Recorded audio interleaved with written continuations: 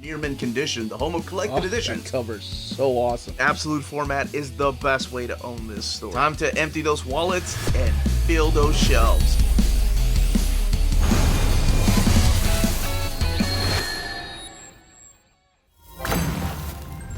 How's it going, all you minties? Uncanny Omar here from Near Mint Condition, the home of collected editions.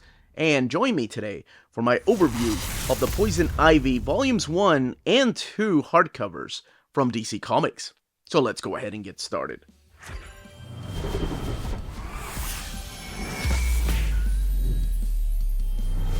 And welcome back, everybody. Now, before I even talk about this book and the series, I wanted to give a huge thank you to my buddy, the Unstoppable Bar, for sending me these books for my birthday. Completely unexpected, but I so appreciated it. So what we're going to be looking at today is the Poison Ivy hardcovers. We did an old reader, new reader recently on volume 1, but they have released both of the hardcovers by now, and these will probably come out sometime in a trade paperback. And these are standard size hardcovers, meaning the dimensions of them are just the dimensions of them are smaller than an omnibus edition, to kind of give you an idea of the size. These are the trim size of trade paperbacks or single issues. All right, let's look at each one of these closer. Here's Volume 1, Poison Ivy, The Virtuous Cycle, G.Willow Wison Marcio Takara, and Arif Prianto. And that cover right there, and this is what both of the covers look like, or will look like together on your shelf. So no volumes on the spine at all. But let's look at the back. In the back is where you're going to find the volume numbers. So you have Volume 1 and Volume 2, what's collected in each of the books, and then just a little bit about the stories collected in here. So that is something to keep in mind, that neither the front nor the spine show you what volume numbers they are. They've been doing this for a while. We've seen it in the Flash Omnis, the Flash trades and the Wonder Woman trades. Underneath the dust jacket is the exact same image, but textless. I love that. I love that they have the image. This is beautiful wraparound image here from Volume 1, and the not-so-wraparound image from Volume 2. Now we're going to crack the books open, and I'm going to give you the pitch as to what is going on in the world of Pamela in Volume 1, and how it kind of leads into Volume 2 without going into spoiler territory. And what is exactly is collected in each one of these, and then we'll look at the build of them, of course.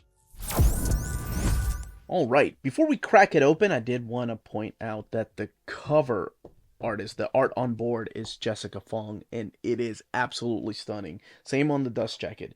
Your end sheets right here. This paper looks a little weathered.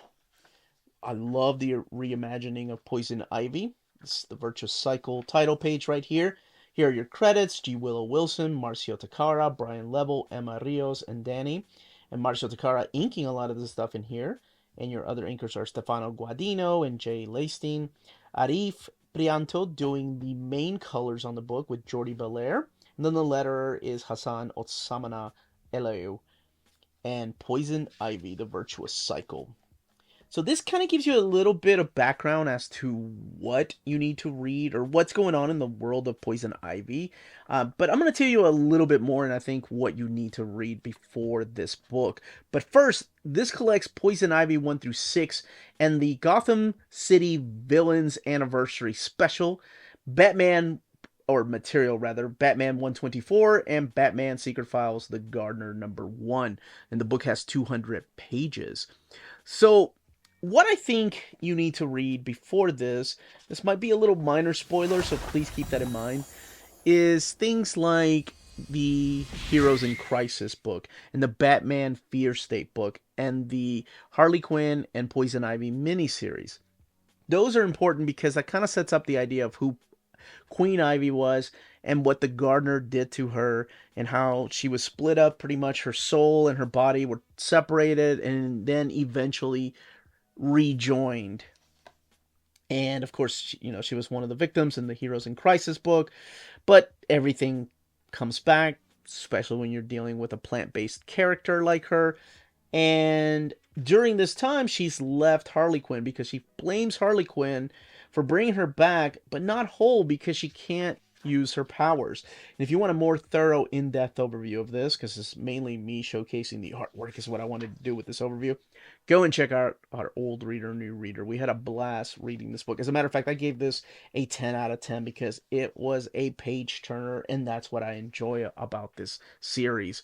So really quickly, the pitch for this is Pamela Isley is going out west. She is leaving Gotham City, and she's set on a path of redemption slash vengeance. She has a plan to infect people, infect everybody across the world.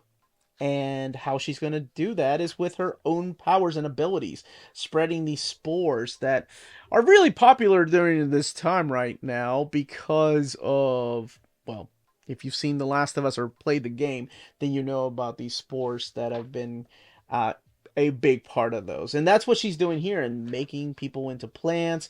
And going back to where it all began, there's a series of flashbacks here. I love that shirt. It's a Little Shop of Horrors shirt. But it almost feels like The Hitchhiker meets the Incredible Hulk TV series, where each issue just focuses on a set of characters that you probably won't see again, and how she ends up helping them, but also reminding you that at the end of the day, she's still a villain, that she still murders people. And there's a lot of times that I catch myself going, "Oh man, she's so sweet," and then immediately the next page is, "Oh, that's right, she's carrying around two dead bodies with her." I forgot who I'm reading about. And it's got to be difficult to write a character like her, right? Like it's like Joker having his own series, because we are talking about people that murder others. But yes, if you haven't seen our old reader, new reader review, I absolutely fell in love with this book. And one of the biggest things that made it a page turner is this beautiful artwork by Marcio Takara. Absolutely stunning. It has like a Carrie Nord, Kenneth Rocafort mix to it. When he draws body horror, he draws body horror. And it's amazing how the colors bring it all together. How it can look both beautiful and terrifying at the same time. So she is going back to Seattle where it all began. And she keeps talking about having visions of this creature known as the Green Man. And she mentions that the Green Man goes by another name, but that reveals who the Green Man is. And I was really surprised to find out who the Green Man was and how it ties back to some early DC stuff. So we're going to look in the back here at the extras of this book. And we'll look at the second book here in a little bit. So here you have the covers. And oh my gosh, there were a lot of absolutely jaw-dropping covers for Harley. Now, they're all in thumbnail size. They're not in splash pages. So that is something to keep in mind. And then you have concept art. Some of the concept I'm glad they did not go with, and others actually could have worked. But at the end of the day, I think Marcio's designs for Ivy were freaking brilliant. So here's a commentary with G.Willow Wison, Marcio Takara, Arif Prianto, and all the wonderful people that helped put this book together. Talking about just this experience of Harley Quinn and writing the character of her, and the process of the art and the colors and the sketches, and then a little bit of the biographies back here, from G.Willow Wison all the way to Stefano Guadino and Jordi Belair for the colors here. Now let's look at Volume 2. Alright, so let's go ahead and crack Book 2 up. Same end sheets here and in the back. Volume 2 collects issues 7 through 12. You can probably tell it features maybe a rekindling of two characters. This one is drawn also by Marcio Takara, but Atgun Ilhan is the artist on the first couple of issues. Here's a cover by Jenny Frison. G.Willow Wison still supplying the writing for all this. Arif Prianto doing the coloring. And Hassan Otsmane also is the letterer. And it's a take on the Drill Baby Drill. So in this, we see her again dealing with other people. This time around, she's dealing with a corporation that she feels like is purposely just poisoning the land and the air around them and using these people and manipulating them. It's the Future Gas Corporation, and she might have ties to the Future Gas owner.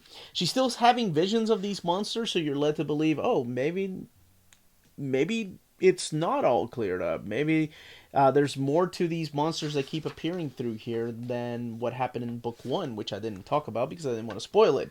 But we do see, finally, the return of a character that was a backup story. This is Janet, HR. Janet from HR. And we see her return in this particular story. So she first appeared in this backup story from the first book. So I'm glad that there are some returning characters. And of course, we have to talk about Harley Quinn coming back into this book and, asking her to come back to Gotham with her. You can find out exactly what Poison Ivy decides to do. Does she want to stay in Seattle? Does she feel like she still has a mission to do? Or does she pack up everything and go with Harley Quinn? I'm just going to showcase a little bit more of the artwork towards the back. Again, very stunning the way that she looks. Both creepy and beautiful at the same time. Kind of reminds me of the Dark Phoenix. And just a couple more pages right here. And all the way in the back, and then we'll talk about the build of the book, are, again, some of the covers, the variant covers, in thumbnail size. Not as many as Volume 1, but still just as gorgeous covers. My goodness. Here's the cover sketches right here. Cover sketches are awesome. I love this. Love the process of the cover sketch. And then the back of the book. Now, there are other DC trade paperbacks here. Not just Harley Quinn, but mainly the Bat Family. Now, the build of the book. So this particular book has 168 pages. The first one had 200. This one retails for $24.99. And it's printed in this matte paper. That's what they're using here. It's a matte paper stock. And it also has glued binding. So, not like the deluxe edition that we saw early. Well, no. Sorry, filmed this the same day as I did a deluxe edition.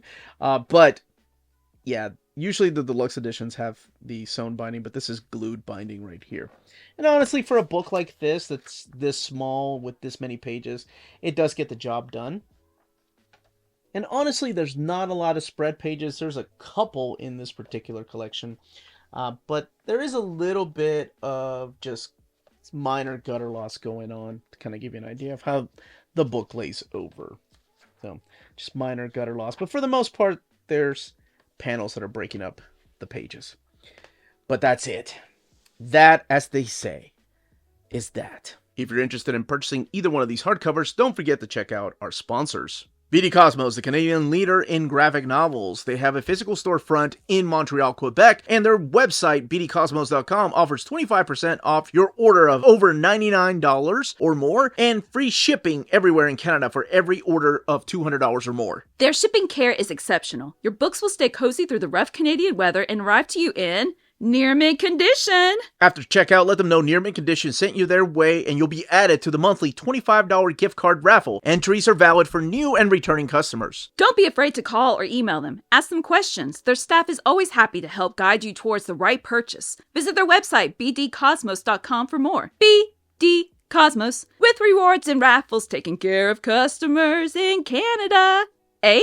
CheapGraphicNovels.com, your online home for graphic novels and collected editions up to 50% off cover price. They have excellent shipping and prompt and helpful service. Check out their bargain deals for up to 90% off cover price. And don't forget that CGN also takes pre-orders. That way you don't miss out on the hottest releases. And they are currently running a special promotion for you Minties. If you're a first-time customer, after receiving your order confirmation email, reply back to that email and let them know Near Mint Condition sent you their way. They will then apply a free shipping promotional credit to your next order in the US. Cheap Graphic Novels, your source for the hottest books with the kind of deep discount, quality shipping, and customer service that will keep you coming back for more. And that was the content, the page count, and build of these books.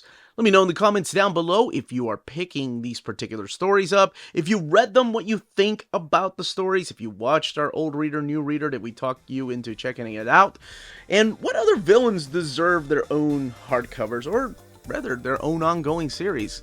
Any questions, leave them down below. Don't forget to smash that like button, subscribe, and ring that bell for notifications. Everyone, stay healthy and safe out there. Much love.